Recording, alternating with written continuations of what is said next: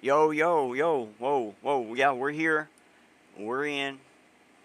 You're, yep, yep. I know, I know, I know. You want me to say, welcome to the show? I thought you could hear me, but you couldn't. My bad on that. We should be good to go now. I see my little thingy going, bloop, bloop, bloop, bloop, bloop, bloop, bloop. And we should be across the board. You should be seeing me in different places, and if you get lucky, you might hear two of me. Alrighty then. So, just want to say thank you everybody for showing up for another episode of 3D Changes Perspectives. That's right. Today we're talking about the glass onion, fiat for the people. Um, Many people complain about the stench of the modern age, and where we have a cleaner systems and ways to be more clean, but these also turn the smells of fruits of toxins, or the smells of fruits into toxins over fruits of one's labors. Could smell bittersweet, but now it's just a toxic chemical residue. That's all that's left. And I kind of want to say that to let you know what's going on as we jump into the main of it.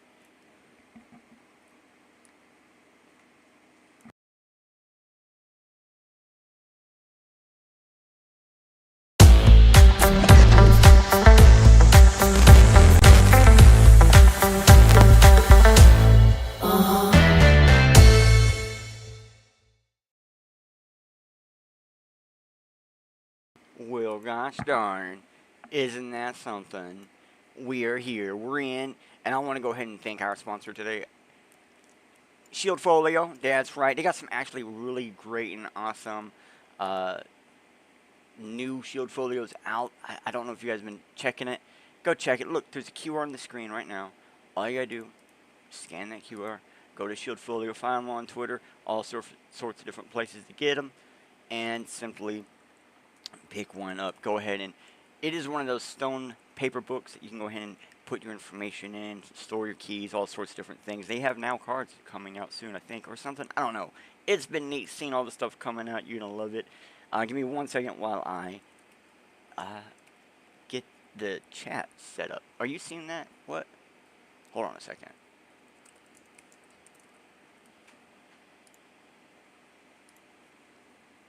Alrighty then. Yes, yes, yes, yes. Boom, boom, boom. Okay, so chat should be up, and we are getting ready to go. As you can see, we are definitely in the waves of the day. We are ready for going on, and so I want to just point out, about 9 months ago, we had Mr. Graham DePenros on, and we talked about technology and freedom, as well as like a brief overview of like AI ethics and topics in general, like discussions. And Mr. Graham DePenros, he tends to be on the leading forefront of technology, and today is no different. Lately, Mr. Graham has put up a playlist on his YouTube channel, and I kind of want to dive into this topic because, you know, this is the glass onion and the people's digital fiat. So let's bring up that, see if I can get the...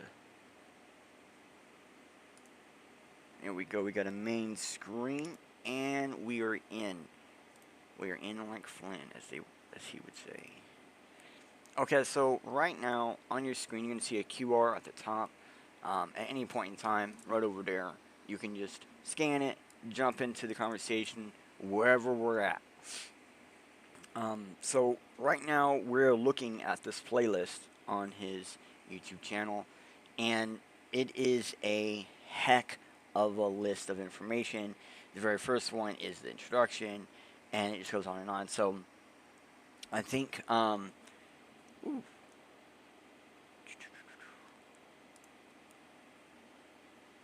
so when we're talking about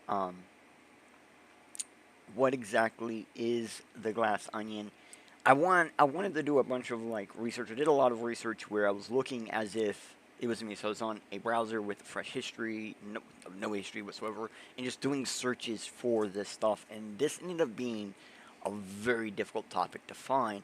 I think probably because of its age, it's something extremely new.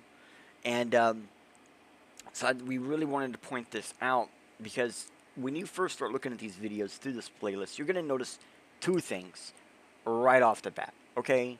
These two things right off the bat is going to be these videos seem AI generated. Cool. But the language being used probably not AI generated. It's not goobly gobbly batter. It's not crazy weird coming out of their mouths. It's actual information. It sounds legit. It has real meaning, and this lets us know that most likely this type of manifesto or call to arms or call to action, I guess, and it's most likely it is human written, and but they are using AI as the play actor. For the information is more important than the visuals at play. And looking at this front cover first impression, I must say this is pretty much explains the ideal of a glass onion. In these, you can go through the text for more information, but the actual video itself does explain it pretty simply, repetitively as well. And so the information, the data, the signatures, and the impressions of the information that relays oneself to the digital world or the physical is what is important, while the face or visual we see as a result of either the digital or self or the physical self is not as important. So I do say not as important because to oneself they may be important, to people around you your looks might be important, but to everyone else it really don't matter. And I almost feel like this is something in relation to why glass onion. Like a glass onion is transparent, right? You'd be able to see all the layers. That could be kind of confusing, but at the same time, it'd be all the information. So this introduction specifically does serve some purpose. It does show you the fact that they want transparency with user privacy, I'm sorry, I said that wrong. The glass onion seems to be about system transparency with user privacy. Kind of the opposite of what we have right now. And this is stuff that Mr. Graham had mentioned the last time he was on with us. In a previous episode, he had mentioned something about this is more how the system should be, where it's system transparency, user privacy. And I kind of agree with this. This is honestly, after going through all the playlists, I realized that the glass onion is basically a handful of concepts kind of stacked on top of each other to achieve some kind of collective end goal. And as it stated, it's user privacy and user thought first. It's instead of the business of things first, which this type of approach is the approach that helped make Bitcoin so successful, and where it was user first. And if anything, Bitcoin helped show how having a generic system that doesn't favor any single entity actually offers the most for all single entities compared to the systems of today, or even before the digital side of things. So you kind of got to go through these and just listen to them to get what all they're going to say, but you can read them. I'm not going to go clicking on them because it's going to cause them to play each and every one of them, but this is to the playlist, or it should be to the playlist, I think. Let me see if I can go back one. All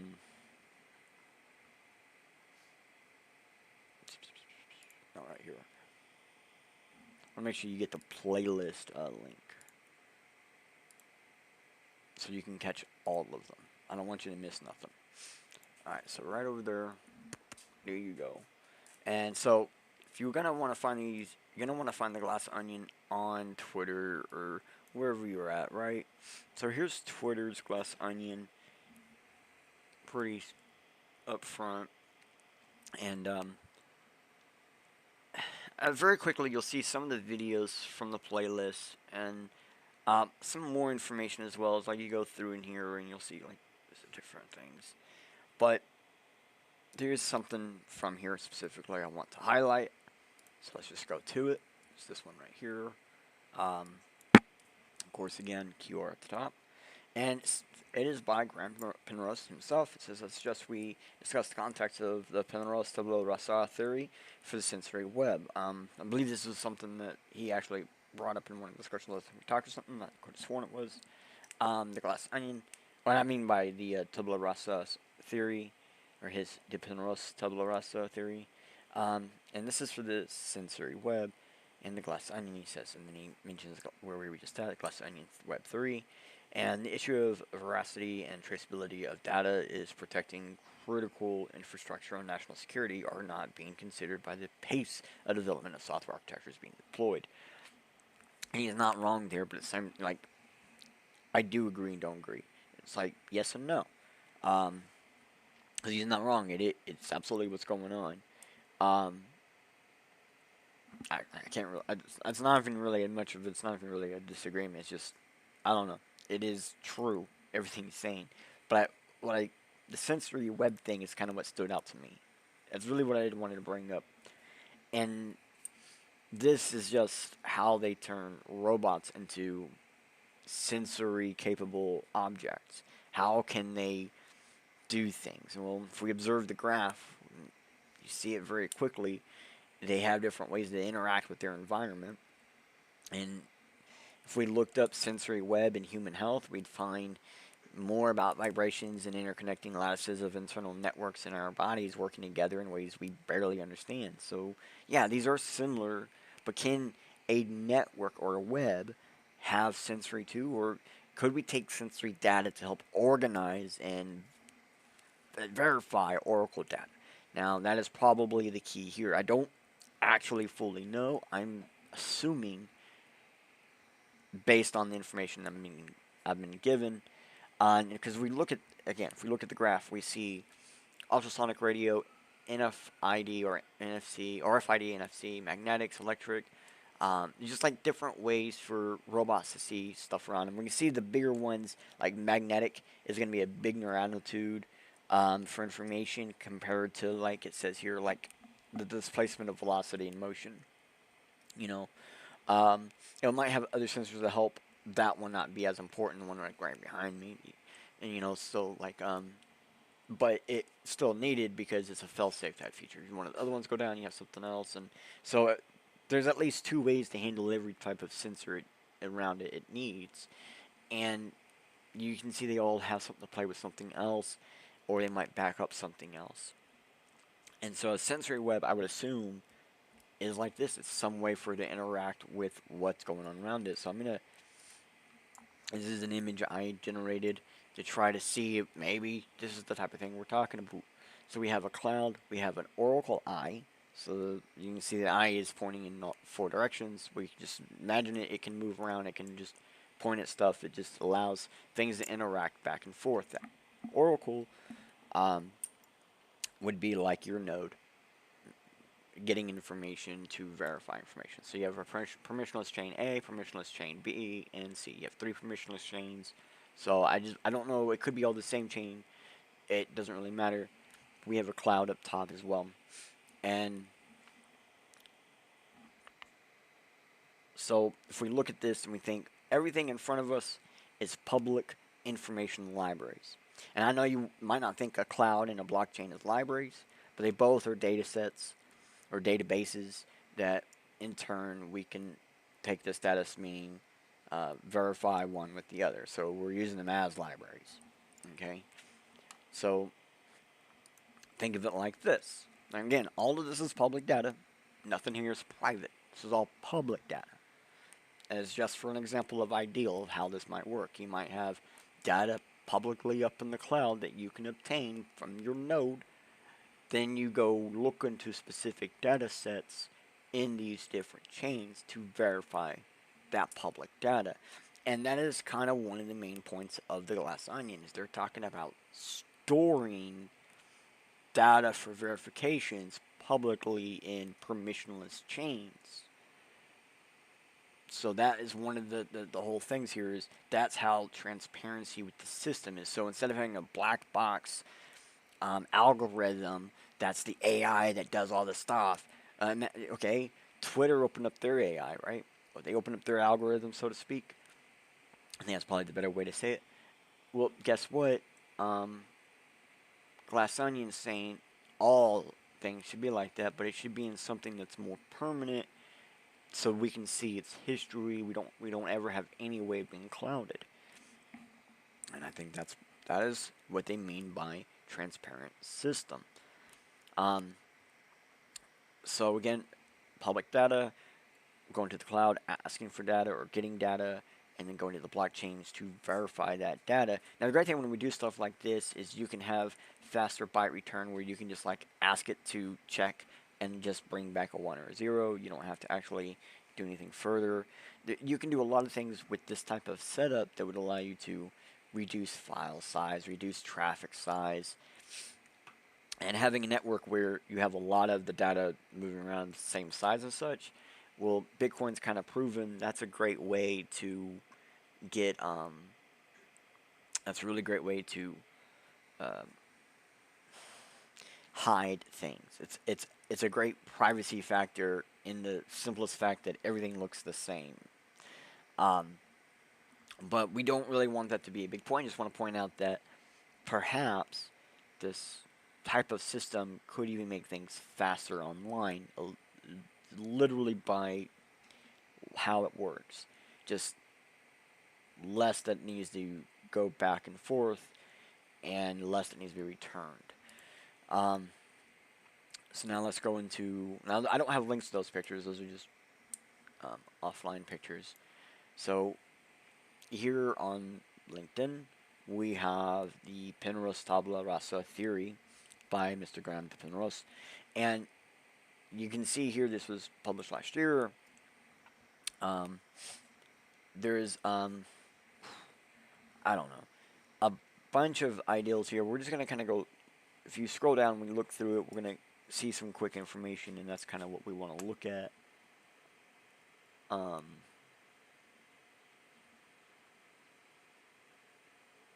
Make this a little bit easier to see. Okay, so the Penrose Tabula Rasa theory encompasses systems and methods for acquiring trusted data using ethically aligned design principles to produce autonomous and intelligent systems. I call it pre-programmed intelligence. That's what I call it.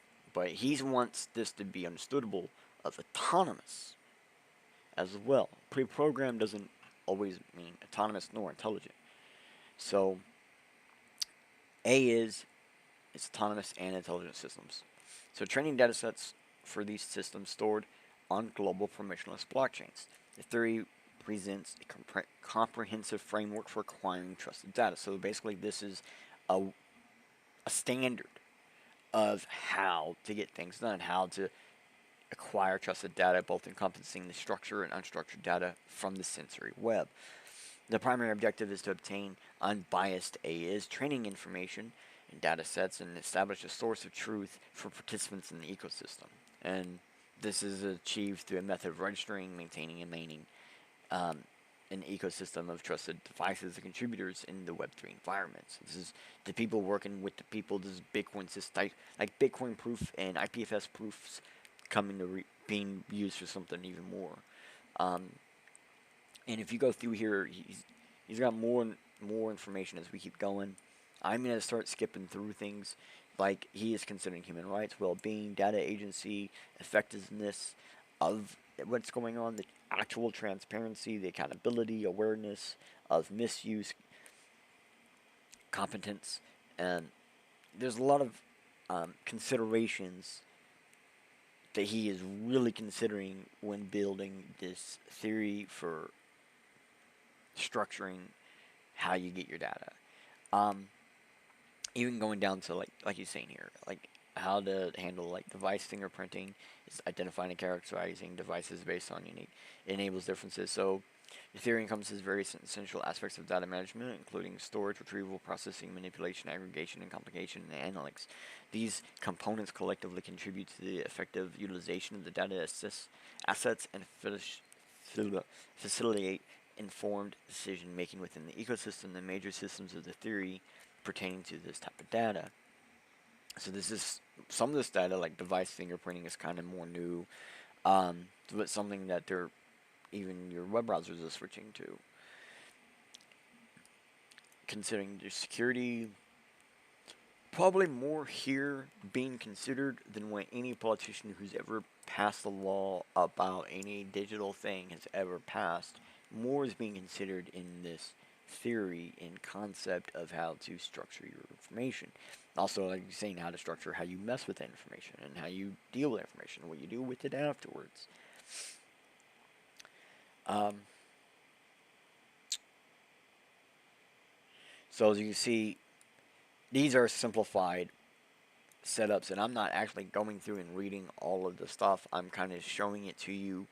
I want you to go through and read it, because when you read it for yourself, you'll skip through some stuff, and then you'll see, like, the Penrose sublet theory provides a scientifically and admirably astute framework and integrates multiple disciplines and concepts for ethical design, accusation, and knowledge in this type of information by incorporating epistemology, speech act, theory, knowledge graphs. So you're like, some of this you're gonna, and then you're gonna go down the holistic approach fosters a deeper understanding of the interconnected. See, this makes more sense. Okay, so he's really talking about how everything interconnects within a digital system really matters. It actually is important. It's kind of a necessary thing to be considering. And for once, I'm glad someone's considering it. But this, all of this brings us down to more and more of what we're going to be getting to. Because, again, we said fiat for the people. Okay, here's a Medium article on the glass onion. So the symbolisms of the glass onion, what he's really talking about or going through, and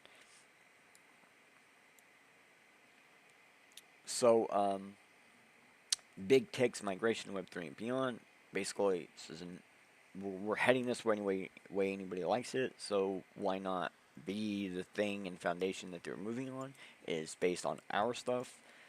The glass onion is based on 30 years of observation and direct participation in the evolution of early 1990s Web 1 to where we are now. And this is something he was talking about when he was on with me. He's seen from Web 1 to Web 2 to where we're at now, and it's just been kind of crazy to see freedoms die online. After there were so many freedoms there, he's like 16 years of rigorous, unregulated Web 2 have led to innumerable adverse outcomes. Despite this and blatant conclusion by Web 2 corporations with intelligence agencies and other entities that breached a host of statutes and, in several cases, were outrages of the Constitution, we have seen no penalties that were incentives for change. That's absolutely correct, you know. I know in America, Bush and the Patriot Act got rid of a lot of freedoms and such, and they're still being used against us. Like Patriot Act and such. So anything, the only way to exit tyranny is really to create the exit that we need. So the glass onion is based on the Penrose tabula rasa theory for the sensory web, emotional web, and multi-layered physics GIS. And future articles we shall cover. He's going to cover more information in more detail, and if you go through all of his Medium articles, you'll find more and more about this stuff, especially if this is interesting to you. The reason why I want to bring up this, again, because as he goes through here, one of the things he considers is the finances of Web3. Where is it at? Let me see. Here we go. This point, his LinkedIn page. A little bit more here for us to drink up, I guess. A currency cannot at once be a highly volatile traded cryptocurrency while attempting simultaneously to act as a method by which people can and businesses can price goods and services. Keep in mind, that is Bitcoin's original thing, was they wanted to be able to do both of those things. And that did not suffer wild swings in value, which Bitcoin unfortunately does suffer wild swings in value from second to second. True, it does. So the glass onion Web3 currency operates within an inflammatory and deflationary range of about 3%. It's not a digital coin. It's not a cryptocurrency. It is a Web3 fiat. It's a fiat for the people. And we're going to go a little bit further in. So here is a little bit further in of what we can see and everything. So if we keep looking,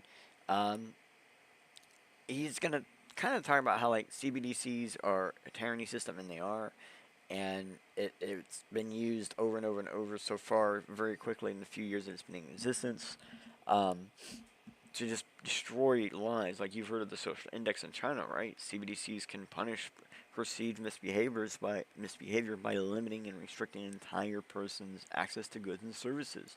Just like that, CCP social index exists, and it exists through CBDC. Like, it couldn't exist any other way, other than an extreme tyrant of militant people who want to just hurt their own peoples. The antidote to corruption and techno dictatorships. Well, the Glass Onion Web3 currency is designed to empower and stabilize rather than disempower and be speculative. This enables freedom rather than a level of control, and preserves privacy rather than surveillance. Because right now, Bitcoin is being used as a surveillance tool.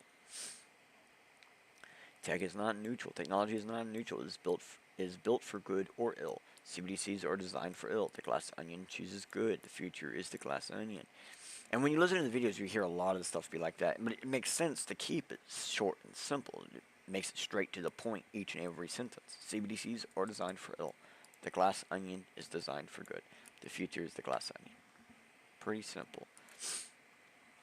So, this specific video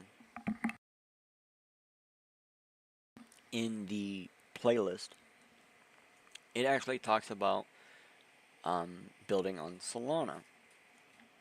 And I've done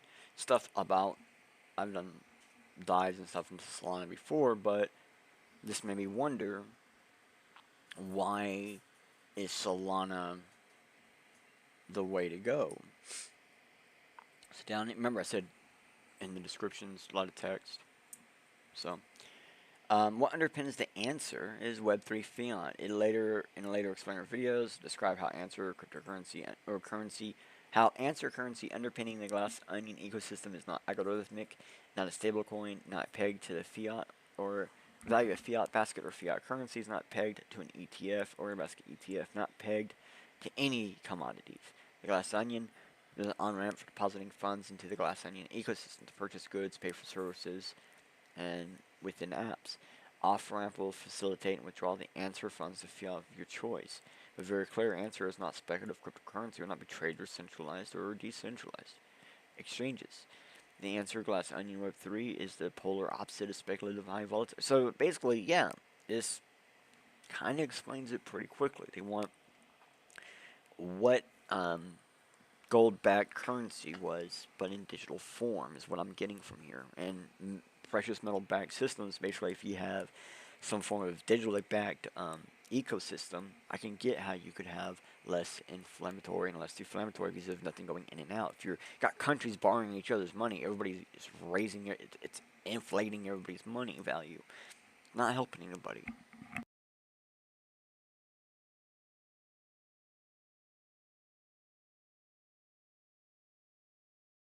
Sorry. So, if you're putting monies into an ecosystem and leaving it there, you have a lot more stabilization. Like, if governments would stop borrowing each other's money and stop giving to each other bullcrap that they don't need to do, and either like actually let people help people or stuff, like, it'd be hugely different like it used to be. So this made me go into more of why Solana. So made me start looking into Solana. So I wanted to give you guys some stuff about Solana, because there is something here that, based on everything we've been kind of looking at, it makes sense why Solana.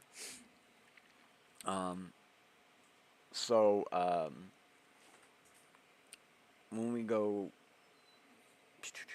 I'm sorry, I'm trying to scroll down. So it's like ETH, but faster. And here we have secondary proofs contrary to normal proofs used in counterpart blockchains like Ethereum. And yeah, it is a proof of stake, but they have something in here called proof of history.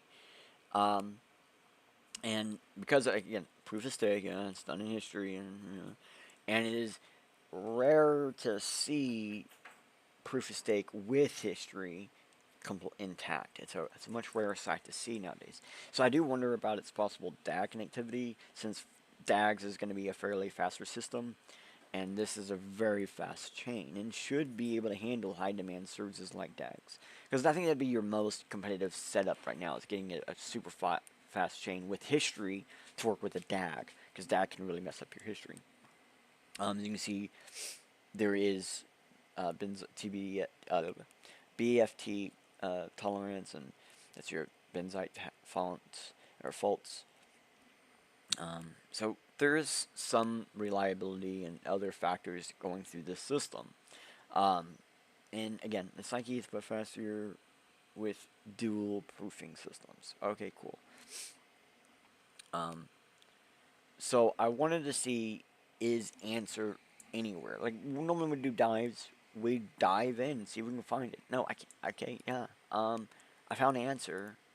This is not answer. This is answer ANSR, and it's pretty much just sitting inside a generator.